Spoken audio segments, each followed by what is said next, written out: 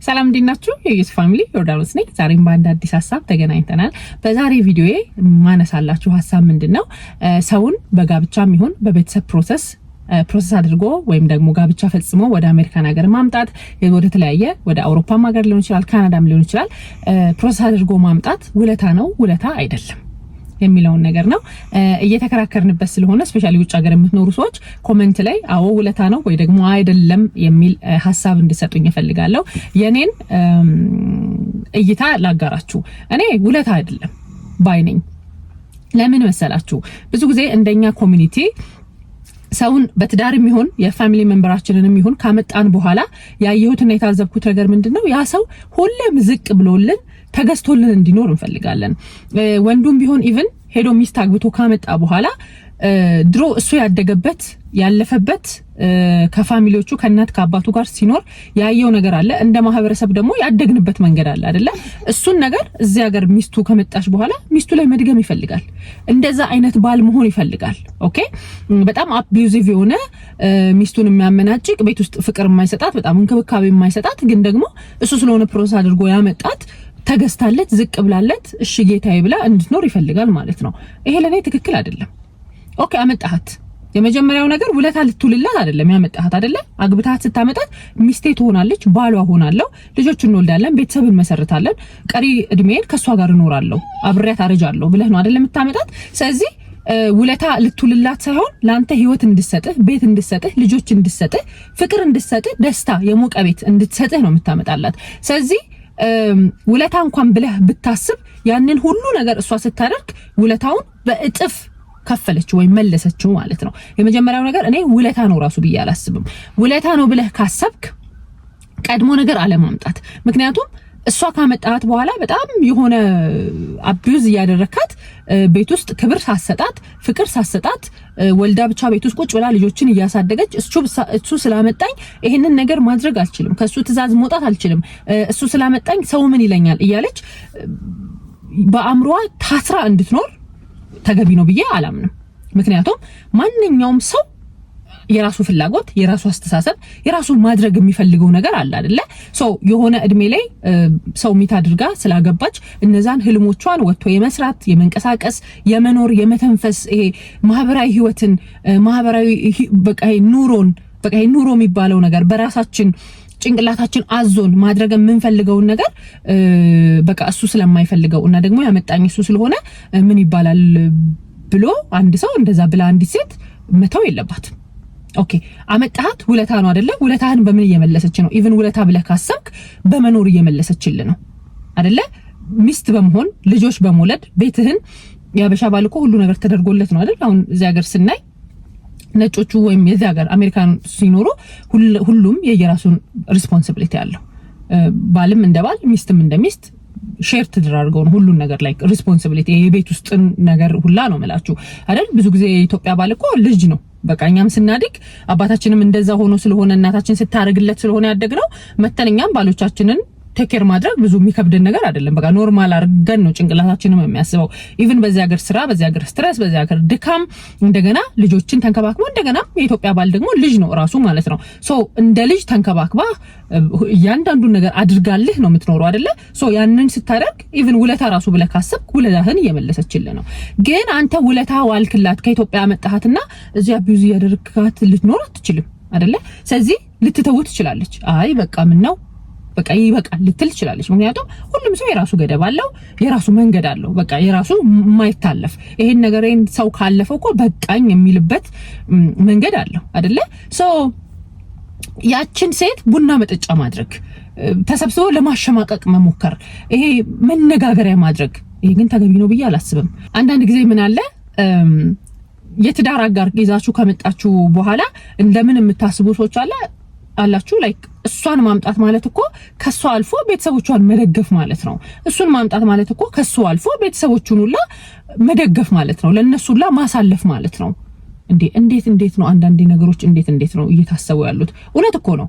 ያ ሰው መጥቶ በሁለት እግሩ ቆሞ ሲሰራ ቤተሰቦቹን ደግሞ ይጠይቃል ይረዳል አይደለ ግን እኔ ስላመጣሁት ያንን ሰው ብዬ መጀመሪያ ነው ይሄንን ነገር የሚያሳቀቀኝ ኮንፈርት የማይሰጠኝ የማይመቸኝ ከሆነ እዚያ ሀገር ስመጣ ስሰራ ቤተሰቦቼን እንደምረዳ ስለማቅ የሆነን ሰው አግብቼ ከኢትዮጵያ ካመጣሁት ኦፍ ኮርስ እሱን ቤተሰቦቹን ይረዳል አይደለ ወይም ደግሞ ሴትም ከሆነች እሷን ቤተሰቦቿን ትረዳለች ስለዚህ ይሄ ነገር አይመቸኝም ካልኩ ቀድሞ ነገር ነው አለማምጣት እንጂ ካመጣሁኝ በኋላ ለሱም ማሳለፍ ማለት ነው እንዴ ማሳለፍ ራሱ ማለት ነው ማለት ነው ለሁላችን ህይወታችንን የሚያሳልፍልን አምላክ ነው ፈጣሪ ነው ህይወታችንን የሚያሳልፍልን ሰው አይደለም የሰውን ህይወት የሚያሳልፈው ሜቢኛ መንገድ ልንሆን እንችላለን ግልጽ ነው አይደለ ስለዚህ ሰውን አሸማቆ አይ በቃ እኔ ስላመጣኋት ሁሌ የውለታዬ ተገዥ መሆን አለባት በማይመች ነገር ውስጥም ብታልፍ ግን ኢትስ ኦኬ ትለፍ ምክንያቱም እኔ ነኝ ያመጣኋት ውለታ እኮ ነው ያልኩላት እዛ እንደዛ ሆነ የምትኖረው ኑሯን እኮ ነው የቀየርኩላት ህይወቷን እኮ ነው የቀየርኩላት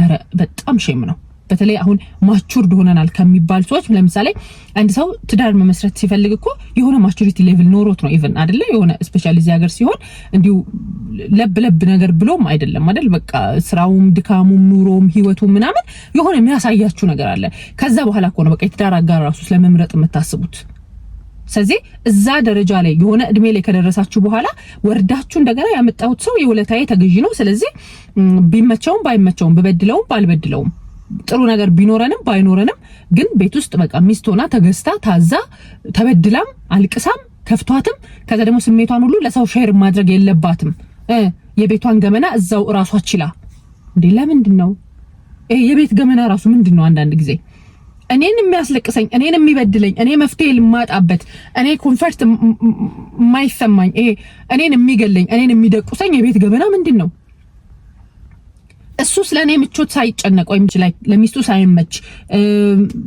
ጥሩ ባል ሳይሆንላት እሷ እያለቀሰች እየተበደለች እየከፋት ግን የውለታው ታሳሪ ስለሆንኩኝ ብላ ቤት ውስጥ የምትቀመጥበት ምክንያት ምንድነው እንደን ውሳኔ ወስና በቃ ይሄ ህይወት አይገባኝም መተው አለብኝ ስትል ደግሞ የሆነ like group of peoples ይሰበሰብና ምናምን ሀሜት ወሬ ያችን ሴት ማሸማቀቅ ስም ማጥፋት አምቶ ምናምን እኮ ተወችው ከዛ በኋላ ስም ይሰጣታል እሷ እኮ ሜቢ ያን ነገር የተወችበት እኮ በጣም የሚያሳምን ሪዝን አላት ራሴን ከማጣ ለምን አልተወውም ብላ ሊሆን ይችላል እንደዚህ እኮ ውጭ ሰው ለምዳ ነው እንደዚህ ብላ ነው ባሏ ሌል ባልጋ ነው እንደዚህ ነው ለሰው እንደዚህ ተቀጥላ ስም መስጠት ስምን የሚያጠራ ፈጣሪ ነው ሁሉ ነገር ጊዜ አለው ሜቢ የዛች ሴት ስምም የሚጠራበት ጊዜ አለ ግን ደግሞ የሆነ ጀማ ባናረገው የሆነ ያልበሰለ ሰው እንዴት ነው ወይ ልጆች ሆነን የሆነች ጓደኛችንን ሌላ ሰው ከተጣላብን አብረን እንጣላለን አይደለ የሆነ በቃ እናውቀውማ ትንንሽ ልጆች ነን ስለዚህ ፑቲካ ከተባለች እኛ እቺን ጓደኛችንን እናጅብና ያቺኛውን ፑቲካ ምናምን እንላታለን ህፃናቶች ሆነን ማለት ነው እኛውን ህፃናቶች ነን በዚህ እድሜ በትልልቅ በዚህ እድሜያችን ቢሆን እንኳን ሁለት ሰው መሃል ገብቶ ምንድነው የተፈጠረው አይደለ ያንን ቤት ያንን ትዳር ያንን ህይወት ለመመለስ መሞከር አለዚያ ደግሞ በቃ እንትን አላለም አይደለ የሆነ ተሰብስበው እንደንትን እዚህ ጋር ያማማቁ የሆነን ሰው እንትን ተሸፍኖ አለፈላት መኖር ጀመረሽ ምናምን እነሱ ቤት ውስጥ የሚኖሩትን ነገር እነሱ ናቸው የሚያውቁት ጋይስ እኛ አናውቀውም ውጭ ላይ ነው ያለነው ሲቀጥል ፍርድ ሁሌም እምለው ነገር ከሁለት ወገን ነው ለምሳሌ ተበደልኩ የሚለው ሰው ቢነግረኝ ሙሉ በሙሉ ታሪኩን አልቀበልም ምክንያቱም እዛኛው ያኛውን ደግሞ ሰው ባናገር ደግሞ ሌላ የሚነግረኝ ታሪክ ስላለ ማለት ነው ስለዚህ ተበደልኩ የሚሉ ሰዎች ሁለቱንም ወንበር ላይ ቁጭ አርጋችሁ ስትናገሩ ይሄኛው ሰው በዛኛው ሰው ፊት መናገር የሚችለው ነገር በድፍረት ነገር ካለ ያኛውም ደግሞ በዚህኛው ሰው ፊት በድፍረት የሚናገረው ነገር ነው ትክክለኛው ሚዛናዊ ነገር ማለት ነው ስለዚህ ውለታ ነው ሰውን ከኢትዮጵያ አግብቶ ማምጣት ውለታ ነው ኢቭን ፋሚሊ ልጆች እዚህ ሀገር ወላጅ ከመጣ በኋላ ልጆች ሊሆን ይችላል ምናምን ያመጣሉ ማለት ነውና ሁሌ ተገስተው ዝቅ ብለው በቃ ምናምን እንዲኖሩ ነው የሚፈልጉት ልጆች ደግሞ ያደጉ ሲሄዱ የራሳቸው ፍላጎት አላቸው የራሳቸው ውሳኔ አላቸው በተለይ እዚህ ሀገር ደግሞ መተው ትርሴት ምናምን የሚሄዱ ልጆች ከሆኑ በጣም ጥበብ ይፈልጋል ልጆቹን ራሱ ልባቸውን ራሱ ይሄ ኢትዮጵያዊነታቸውን ይዘው እንዲቆዩ ማድረግ ማለት ነው ትንሽ ከበሰሉ በኋላ የሚመጡ ልጆች ይሻላሉ ኦኬ ኦሬዲ ኑሯቸውን ለመጀመር ሬዲ ሆኑ ልጆች ይሻላሉ አንዳንዴ በአስራዎቹ እድሜ ላይ ምናምን ልጆቻችሁን ታመጡና ትርሴት ይሄዳሉ የዚህ ነገር ባህል አዳፕት ለማድረግ በጣም ፈጣን ናቸው ሶ ይሄ ራስን የመቻል የራስን ውሳኔ መወሰን ቤተሰብን ድሮ ኢትዮጵያ በለመዱት ልክ አለመታዘዝ አለመቀበል ምናምን ነገር ሊሆን ይችላልና ልክ እንደ ውለታ ነው የሚወራው። አምጥቻት እንዲገብታ የገዛ ልጅን የገዛ ምናምን ማለት ነውና ግዴታ አይደለም።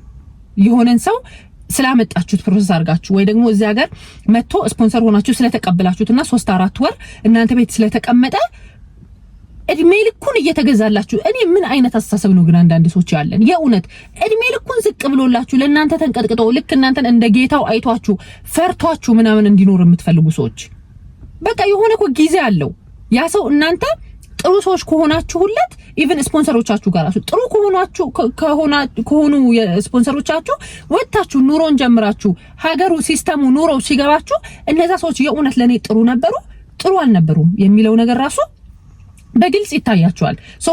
ያላመሰገናችሁ ቢመስላችሁ እንኳን ወጣችሁ ኑሯችሁን ከጀመራችሁ በኋላ ከሆኑ አመታት በኋላ ለምስጋና እንደገና እነዛ ሰው ፊት ትቀርባላችሁ ማለት ነው።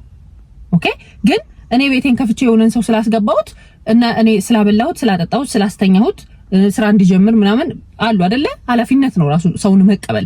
እነዛን ነገሮች ስላደረኩለት እድሜ ልኩን ግን ለኔ ተገዝቶ ይኖር ማለት አይደለም።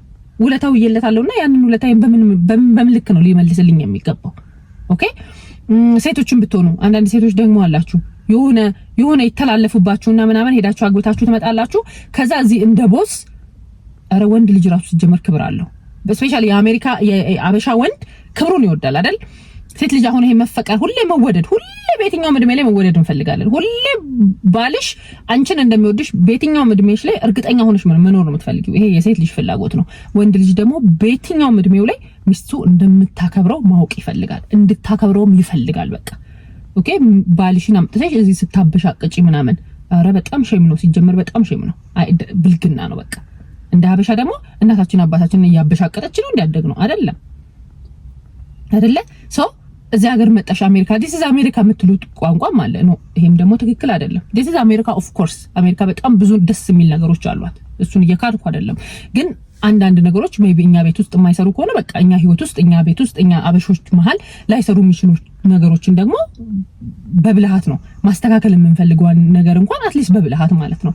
ሴቶች ደግሞ ኦኬ ሰው ፊት በቃ እኔ ነኝ ያመጣሁት አግብቼና ቦስ አይነት ነገር ሆኖ ለመታየት አንዳንድ ሴቶች የእውነት ይሄ በቃ እኔ ነኝ ያመጣሁት ይሰማኛል፣ ይታዘዘኛል፣ እሺ ይለኛል። ይሄ እንደሚሰማሽና እንደሚታዘዝሽ ራሱ ለማወቅ ሰው ፊት አንቺ እሱን እንደዛ ማበሻቀጥ ክብሩን የሚነካ ነገር ይሄ አጉል በቃ እኔ ኤኒዌይስ ሰውን አግብቶ ማምጣት ውለታ ነው? ውለታ አይደለም። ለኔ ውለታ አይደለም። በቃ ውለታም ከሆነ ደግሞ እኔ ከዛ ሰው የፈለኩት ነገር አለ። ሜቢ ባሌን አግብቼ ለማምጣት ካሰብኩ ከዛ ሰው የፈለኩት ነገር አለ። ስፔሻሊ እዚህ ሀገር መጥቶ ከዛ በኋላ ብሬክ አፕ ማድረጉ ነው እንጂ በጣም ከባዱ ነገር ቤት ውስጥ እየኖረ ከሆነ አብሮኝ ካለ ባል እንዲሆነኝ ልጆች እንዲሰጠኝ በቃ ህይወቴን እንዳሞቅ ይሄ የባልና የሚስትን ወግ እንዳያደለ ባሌን አግብቼ ያመጣሁት። ስለዚህ በቃ ያንን ነገር ከኔ ጋር እያደረገ ነው። ያንን እያደረገ እየኖረ ከሆነ ደግሞ ኦፍ ኮርስ ለእኔ ለሱ ምቹ ሚስት ከሆንኩኝ ደግሞ ሊኖር ይችላል። ግን እኔ ለሱ ምቹ ሚስት ሳልሆን ጥሩ ሴት ሳልሆን ቤቴን የምበድል እሱን የማበሻቅጠው ክብር የማልሰጠው ይሄ ቤቷን ዞር ብላ ማታይ ከጧት እስከ ማታ ገንዘብ ብቻ አስጨንቆኝ ውጪ ለውጭ እምሮጥ ወይ ከባሌ ከቤቴ ይልቅ የምሰማው ውጪ የሰውን ምናምን አይነት ህይወት ሆኖ ለምን እኔ ስላመጣው ላይክ ቤትህን አክብረህ አልኖርክም እኔ ስላመጣው እንዴት ውለታ ገዝቶ አብረኸኝ አልኖርክም የምል ከሆነ እሱ የሱ ችግር ሳይሆን ይሄ የኔ ችግር ነው። ስለዚህ እንደዚህ የምትሉ ሴቶችም ይሄ የእናንተ ችግር ነው፣ የሱ ችግር አይደለም። ትቷችሁም ከሄደ ማለት ነው። ይሄንን ነገር በሙሉ ሳታደርጉ ጨዋ ሴት ሆናችሁ ክብር ያላችሁ ሴቶች ሆናችሁ ትቷችሁ ከሄደ እያለቀሳችሁ ጸልዩበት። እኔ በቀል አምላክ ነኝ ሌላ አምላክ ይበቀልላችኋል። ምን ችግር አለው? እጃችሁ ላይ እንደዚህ አምጥቶ እጃችሁ ላይ ይጥላዋል ማለት ነው። ስለዚህ ሰውን ማምጣት ውለታ አይደለም። ውለታም ከሆነ ደግሞ በመኖር ውስጥ እየተመለሰ ስለሆነ ምንም ነገር እያደረኩ እየበደልኩት ውለታዬን እየከፈለ ይኑር ተብሎ እንደዚህ አይነት አስተሳሰብ የለም። እና ይሄ ቪዲዮ ለሚደርሰው አካል ይደርሳል፣ ምክንያት አለኝ። ኤኒዌይስ የዛሬ ቪዲዮ ይሄንን ይመስላል። በሚቀጥለው በሌላ አዲስ ሀሳብ በሌላ አዲስ ቪዲዮ እንገናኛለን። እስከዛው ድረስ ባይ